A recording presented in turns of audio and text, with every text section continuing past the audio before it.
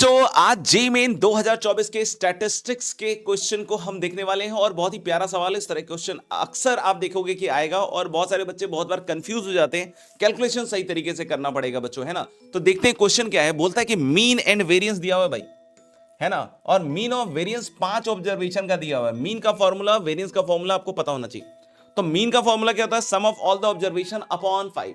तो लेकिन sum of all the observation upon 5 mean का जाएगा और इसकी वैल्यू हो जाएगी इक्वल टू 24/5। मतलब इन सब का सम 24 के बराबर आ जाएगा। देख सकते हैं कि इसकी वैल्यू 24/5 हो रही है और 5 कैंसिल आउट होने के बाद x1 से लेकर x5 तक का सम 24 आ रहा है, ठीक है।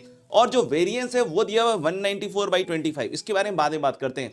Mean of the first 4 observation भी दिया हुआ है। तो अगर हम पहले 4 डेटा के बारे में बात करें कि उसका मीन, तो x1 plus x2 plus x3 plus x4/4 और ये दिया हुआ बच्चों 7/2, तो 2 कट जाएगा। तो x1 से x4 तक का सम कितना आ जाएगा? 14। और x1 से x5 तक का सम अभी हमने देखा कितना है? 24। तो यानी हम लोग बोल रहे हैं कि ये 4 का सम 14 है। तो यानी यहां से मुझे लग रहा है x5 निकल के आ जाएगा। x5 कितना आ जाएगा? 10 के बराबर आ जाएगा। तो भाई हमारे को फिफ्थ डेटा पता चल गया।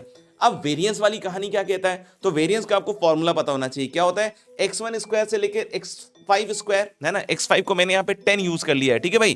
तो x1 स्क्वायर से लेकर x5 स्क्वायर, तो 10 स्क्वायर हमने यहां यूज कर लिया अपॉन 5 माइनस मीन का स्क्वायर। मीन दिया हुआ है 24/5 और ये वेरिएंस है आपका 194/25।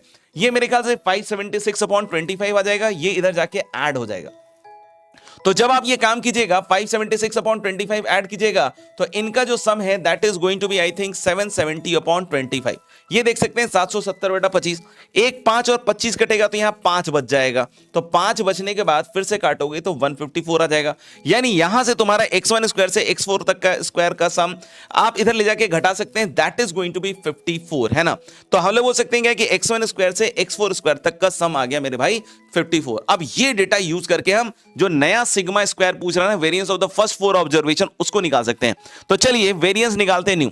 तो यानी according to the formula x1 square से x4 का स्क्वायर अपॉन 4 और माइनस 7/2 यानी मीन का स्क्वायर यानी 49/4। इसकी वैल्यू अपन ने अभी अभी 54 निकाली है।